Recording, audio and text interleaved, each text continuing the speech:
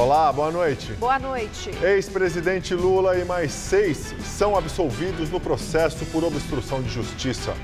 Caso envolve a tentativa da compra de silêncio do ex-diretor da Petrobras, Nestor Cerveró. No Rio, Câmara rejeita a abertura de processo de impeachment do prefeito. Marcelo Crivella, do PRB, é acusado de beneficiar igrejas, o que ele contesta. Escutas comprovam que PCC selou aliança com o traficante NEM. O objetivo da facção é ter o controle do tráfico de drogas na Rocinha.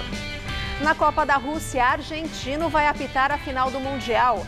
França e Croácia se preparam para o confronto do próximo domingo. Você acompanha essas e outras notícias após o intervalo. Até já!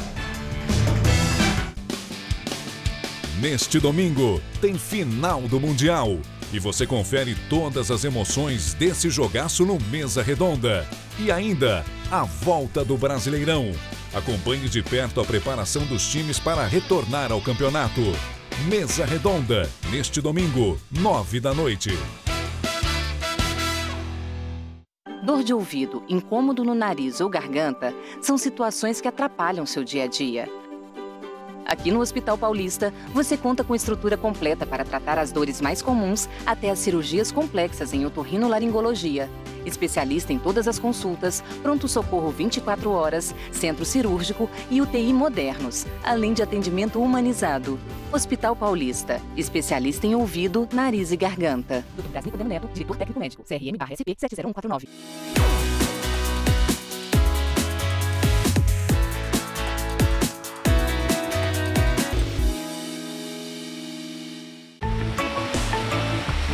Guarujá Goldens, um novo conceito de empreendimento no litoral. Uma experiência de conforto e bem-estar para a sua família. Vista deslumbrante no melhor do Guarujá. Um resort 6 estrelas para toda a sua vida. Desconto de 15% até 30/4/2018. Guarujá Goldens, para você. Tá a fim de escrever a sua própria história? Que tal dirigir a sua própria vida? Então corre pra cá, que a sua hora chegou. Bem-vindo ao Universo Casper, um lugar certo para você pensar, criar e questionar. Na Casper, razão e emoção se unem para fazer diferente, fazer melhor. E você, aceita o desafio? Tem muita coisa nova te esperando por aqui. Faculdade Casper Líbero, Vestibular 2019, paixão por comunicação.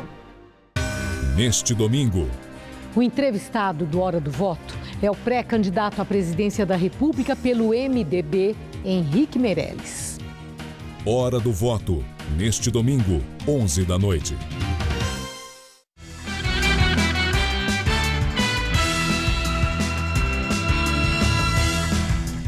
Escutas telefônicas comprovam que a facção criminosa PCC selou aliança com o traficante Antônio Bonfim Lopes, o NEM, pelo controle do tráfico de drogas na favela da Rocinha, no Rio de Janeiro. Essa denúncia faz parte da Operação Echelon, que apura ações do crime organizado em vários estados. De acordo com a investigação, uma das ligações telefônicas interceptadas em setembro do ano passado mostra um diálogo de um dos integrantes do PCC, Noabi Vinícius Silva Souza, conhecido como terrorista.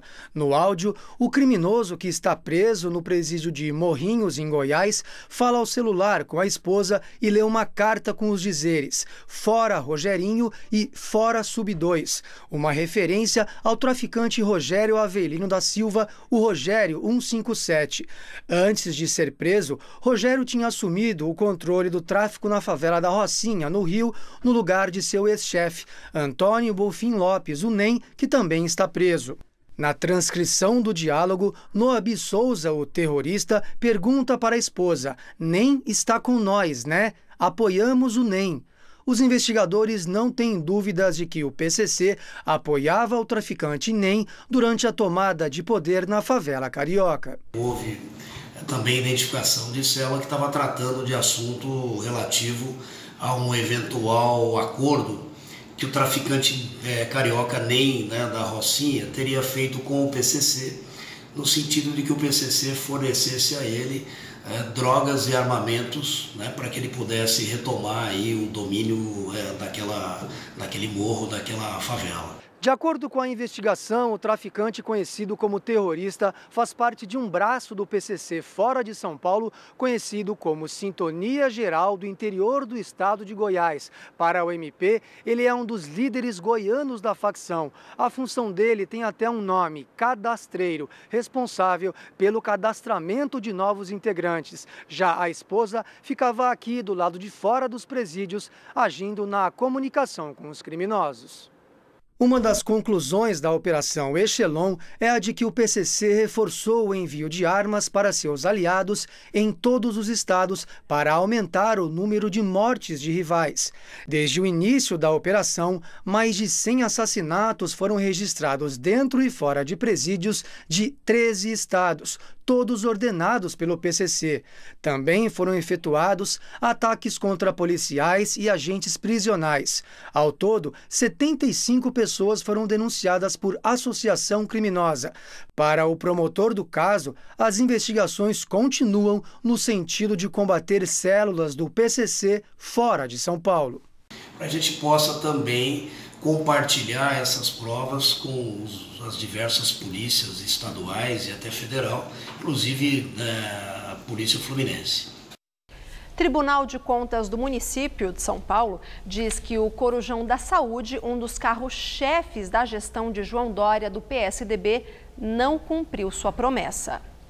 Dória teria fixado prazo de até 30 dias para a realização de exames urgentes e 60 dias para os demais, após o fim do programa no começo de 2017. Porém, o prazo médio desde então é de 3 meses. Segundo a Secretaria da Saúde, nunca houve a promessa de espera por no máximo 90 dias para fazer o exame, mas sim para o agendamento. Além disso, o levantamento revela que um dos motivos para a diminuição de filas do Corujão da Saúde foi a retirada de 19% dos pacientes que foram encaminhados para a reavaliação. O ex-secretário municipal da Saúde e idealizador do programa, Wilson Polara, discorda dos dados apresentados. Mesmo assim, após a auditoria, o TCM fez várias determinações que devem ser cumpridas pela Prefeitura em até 180 dias para agilizar o programa. O governo de São Paulo anunciou mais uma vez atrasos na entrega de novas estações da linha 5 Lilás. A estação AACD Servidor da linha Lilás fica aqui na Vila Mariana e já deveria ter sido inaugurada, mas segundo o metrô, essa e outras 3 estações, Hospital São Paulo, Chácara Clabim e Santa Cruz, que deveriam ficar prontas este mês, só vão ser inauguradas em agosto. Já a estação Campo Belo tem a inauguração prevista para dezembro deste ano.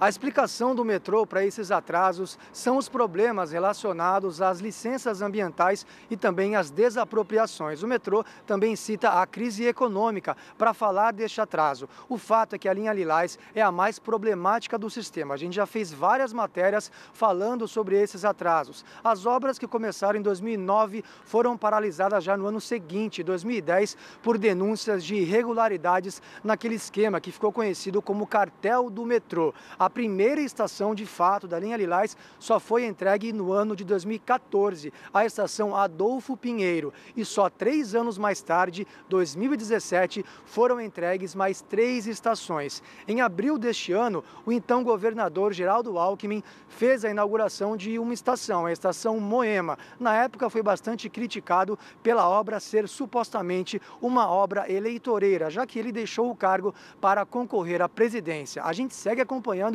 se esses novos prazos vão ser de fato cumpridos, porque por enquanto a linha Lilás não faz a interligação com nenhuma outra estação do metrô de São Paulo.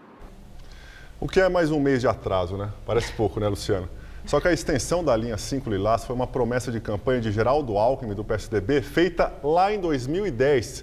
E a conclusão dessas obras deveria ocorrer ainda naquele mandato, quer dizer, 2014, ano da Copa do Mundo de Futebol aqui no Brasil. Pois é, e agora 4 anos depois, a Copa da Rússia vai terminando e mais um adiamento é anunciado.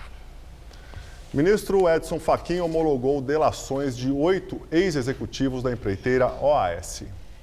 Os delatores não ocupavam cargo na cúpula da empreiteira. No entanto, podem dar rumos às investigações em curso. Segundo o jornal Folha de São Paulo, os ex-funcionários possuem um volume grande de documentos que podem permitir a comprovação de crimes de corrupção e lavagem de dinheiro. Os 8 ex-executivos trabalhavam no setor responsável pelo Caixa 2 e pelos repasses de propinas das empreiteiras. Os nomes não foram divulgados pelo Supremo. Entre as provas apresentadas estão milhares de papéis e mídias com depoimentos gravados. O conteúdo das delações ainda continua em sigilo, mas deve atingir quase todos os grandes partidos. Segundo o jornal Folha de São Paulo, os delatores já prestaram depoimento e colaboram com as investigações em Brasília, Curitiba e São Paulo em desdobramentos da Operação Lava Jato. Em São Paulo, os ex-executivos da OAS prestaram depoimentos na Pedra no Caminho, que apura desvios em obras do trecho norte do Rodoanel. A operação levou para a cadeia o ex-presidente da DES e ex-secretário do governo Alckmin do PSDB, Laurence Casagrande Lourenço. E quando a delação chegou ao Supremo, o jornal O Globo revelou que os acordos que agora foram homologados pelo ministro Fachin atingiam aliados de Michel Temer e os ex-presidentes Lula e Dilma. Enquanto isso, a cúpula da empreiteira ainda tenta delação com o Ministério Público Federal. É o caso do ex-presidente da empreiteira, Léo Pinheiro, que está preso no Paraná e tenta fechar o acordo há mais de 2 anos. Na Lava Jato, já foi condenado a mais de 45 anos de prisão. No entanto, se tiver a delação homologada, pode ter a pena diminuída. Em depoimento ao juiz Sérgio Moro, confessou que o triplex em Guarujá era do ex-presidente Lula.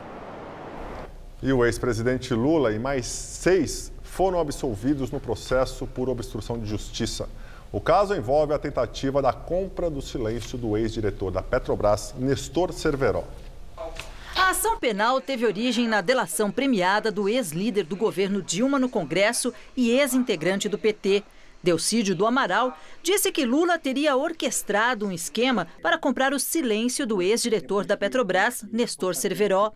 Segundo o Ministério Público, Bernardo Cerveró, filho do ex-diretor da estatal, fez uma gravação em que Delcídio prometia ajuda financeira de R$50 mil mensais para a família de Cerveró. Em troca, o ex-dirigente da Petrobras não fecharia a delação premiada e não contaria aos investigadores casos que pudessem envolver Delcídio, Lula, o pecuarista José Carlos Bunlai e o banqueiro André Esteves. Todos eles eram réus nesta ação penal e, assim como Lula, foram absolvidos. O juiz Ricardo Leite considerou as provas insuficientes e entendeu também que a acusação de obstrução de justiça estava baseada apenas em afirmações de delatores. Essa foi a primeira absolvição de Lula na Lava Jato. O Ministério Público Federal ainda pode recorrer. Além da condenação em segunda instância pelo caso do triplex em Guarujá, o ex-presidente responde a outros 5 processos. Em Brasília, ele é réu em 3 ações penais, uma sobre tráfico de influência no BNDES para beneficiar a Odebrecht e 2 na Zelotes, uma delas também por tráfico de influência. Nesta ação, o filho mais novo, Luiz Cláudio, também é réu. Do outro processo, o petista é acusado de receber propina em troca de assinar uma medida provisória que teria beneficiado montadoras de veículos. Já na Justiça do Paraná, com o juiz Sérgio Moro, Lula responde 2 ações penais. Numa envolve o sítio de Atibaia e na outra ele é acusado de receber propina da Odebrecht.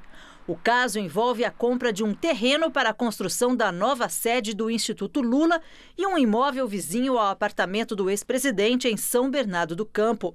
Lula sempre negou as acusações. Sobre a absolvição do petista, a defesa diz que espera que o mesmo aconteça na ação penal do triplex para reestabelecer a liberdade de Lula.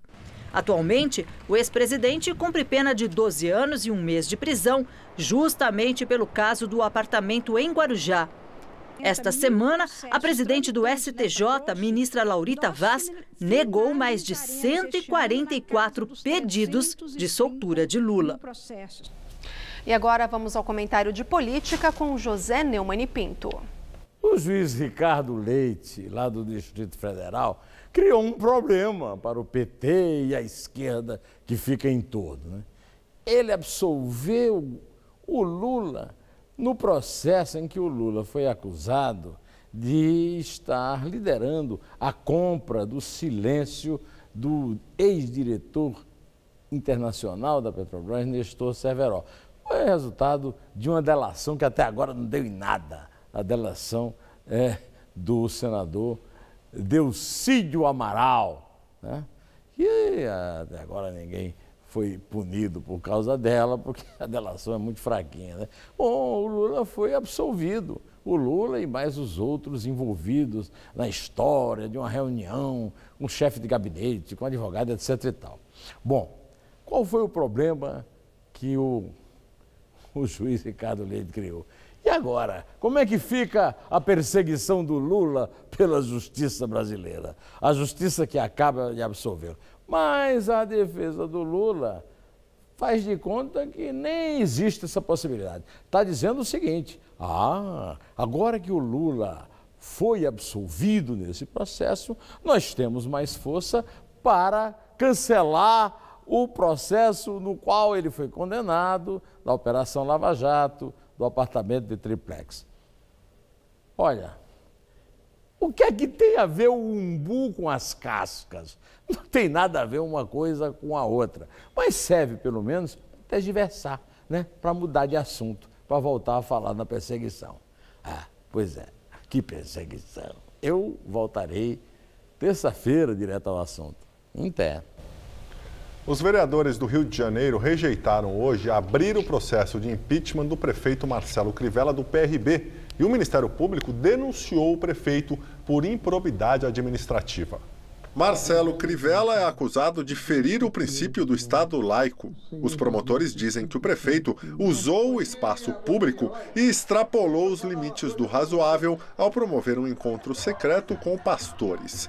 A ação tem como base uma reportagem do jornal O Globo, que revelou que o prefeito se reuniu na semana passada na sede da prefeitura com líderes religiosos. Na reunião, ofereceu ajuda para obter cirurgias de catarata e varizes pelo SUS para fiéis. E prometeu ajuda a pastores com problemas para conseguir isenção de IPTU para seus templos. Marcelo Crivella é bispo licenciado da Igreja Universal. O Ministério Público diz que ele se aproveita do cargo para afrontar a separação entre igreja e Estado e buscar favorecimento à sua crença. Na ação civil, o Ministério Público lembra ainda outros casos em que a máquina pública teria sido usada para fins religiosos. Os promotores anexaram uma foto com um cartaz em uma escola pública com o símbolo da Universal. Se for condenado, Crivella vai ser multado em R$500 mil, perder o mandato e ter os direitos políticos suspensos. O prefeito nega favorecimento à Universal e afirma que a prefeitura já recebeu os mais diversos representantes da sociedade civil. Sobre o encontro secreto com os líderes religiosos, o prefeito diz que a reunião teve como objetivo prestar contas e divulgar serviços importantes para a sociedade. Em meio à proximidade do recesso parlamentar em Brasília, deputados e senadores aprovaram na última semana uma série de pautas-bomba que devem custar mais de R$100 bilhões no orçamento do próximo governo. A equipe econômica do presidente Michel Temer tenta um acordo no Senado e na Câmara para que os projetos não prejudiquem as contas públicas de 2019 e deixem um rombo ainda maior para o próximo governo. Entre os itens da pauta-bomba já aprovados nesta semana estão os benefícios tributários para a indústria de refrigerantes da Zona Franca de Manaus, que deve tirar mais de R$1 bilhão e 700 milhões da arrecadação federal no ano que vem. A proposta de isenção fiscal passou pelo Senado e está sendo discutida na Câmara dos Deputados, mas o benefício ao setor de refrigerantes já tinha sido retirado pelo governo no início do ano através de decreto do presidente Michel Temer. Outros dois projetos já aprovados na Câmara e no Senado são aqueles que perdoam as dívidas tributárias para produtores rurais e microempresários optantes do Simples, através do Refis e do Fundo Rural, o Fundo de Assistência ao Trabalhador do Campo. Os dois projetos somados significam quase R$21 bilhões a menos em 2019. O ministro da Fazenda, Eduardo Guardia, disse disse hoje ao jornal O Estado de São Paulo que a equipe econômica está preocupada com o futuro das contas públicas e já pediu ao núcleo político do Planalto o veto de alguns itens da pauta bomba. Uma das prioridades para a articulação política do governo é bloquear o projeto que cria mais 300 municípios no país e o que obriga a União a transferir anualmente mais de 39 bilhões de reais aos estados. O texto base do projeto de compensação fiscal aos estados foi aprovado na Comissão Mista de Orçamento e seguiu para apreciação nos plenários da Câmara e do Senado. E lá na Tailândia, as equipes de resgate dos garotos que ficaram presos em uma caverna inundada começam a voltar para casa. Heróis pelo sucesso completo numa missão extremamente arriscada, os tailandeses responsáveis pelo salvamento começaram a divulgar detalhes da operação. Segundo alguns deles, a decisão de dopar os garotos com tranquilizantes foi uma estratégia de segurança para evitar pânico dos jovens na água. Socorristas que trabalharam na retirada dos últimos integrantes do time na segunda-feira disseram que as bombas que ajudaram a baixar o nível da água na caverna pararam de funcionar pouco depois da saída dos garotos. Segundo eles, os últimos resgatistas tiveram de sair rapidamente do local porque chovia muito e a caverna poderia ficar completamente inundada.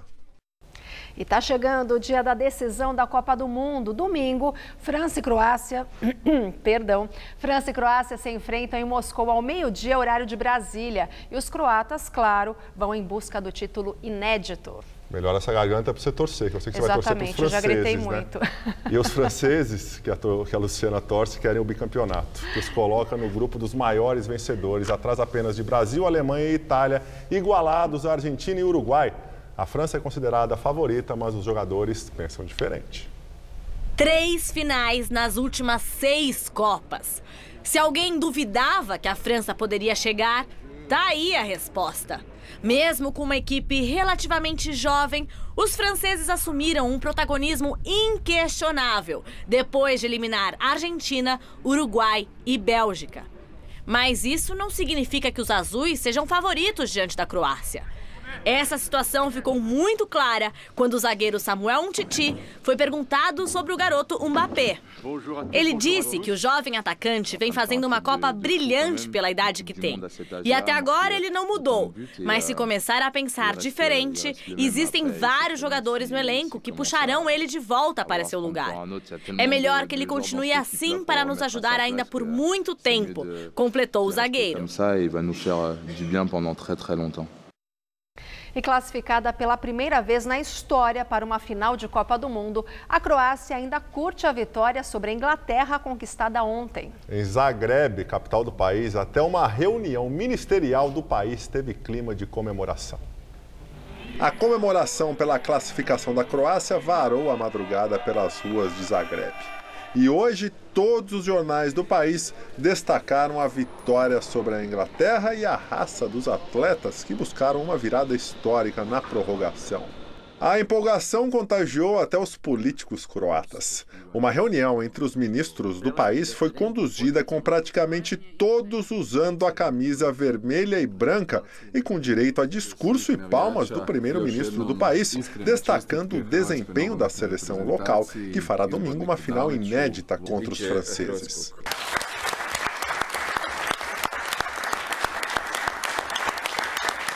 Em coletiva de imprensa hoje na Rússia, o técnico croata disse que é um milagre a classificação do time para a final.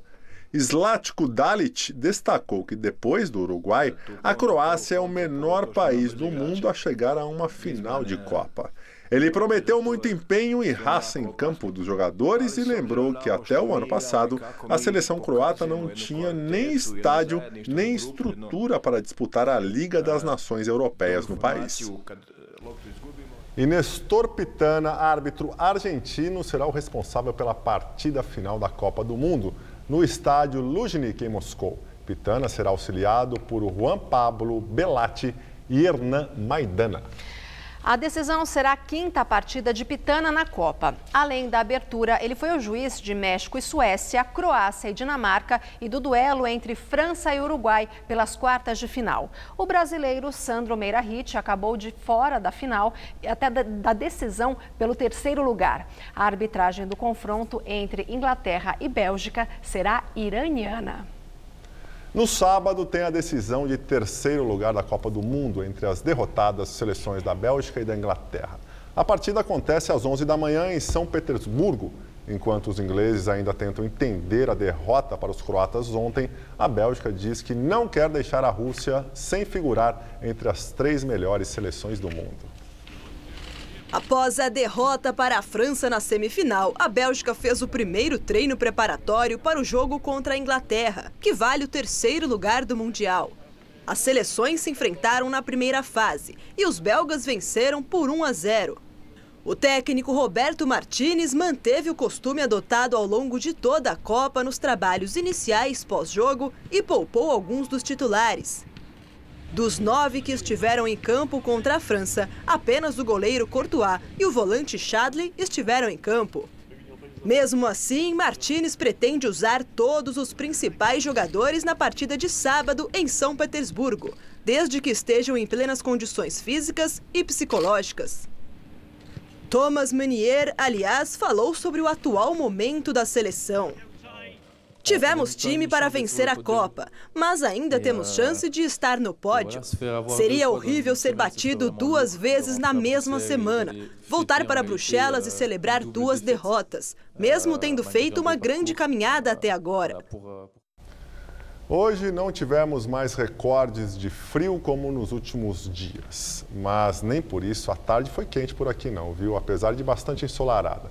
Agora aqui na região da Avenida Paulista faz 12 graus. E o fim de semana que está chegando, hein? Me diga aí, Luciana, será de frio também? Não, Gabriel, pois a partir de amanhã a tendência aqui na capital é a temperatura voltar a subir gradativamente. Amanhã ainda faz friozinho, com máxima de 22 graus. Mas o fim de semana será de mais calor à tarde, com máximas de 25 graus no sábado e de até 27 no domingo. Bem, nós ficamos por aqui. Se você quiser rever essa edição, acesse o nosso site. Ótimo fim de noite para você. Boa noite, Gabriel, e até amanhã. Tchau, Luciana. Para você que está em casa, muito obrigado pela companhia. Tenha uma excelente noite. Assista agora o programa Todo Seu com Rony Fon. Até amanhã.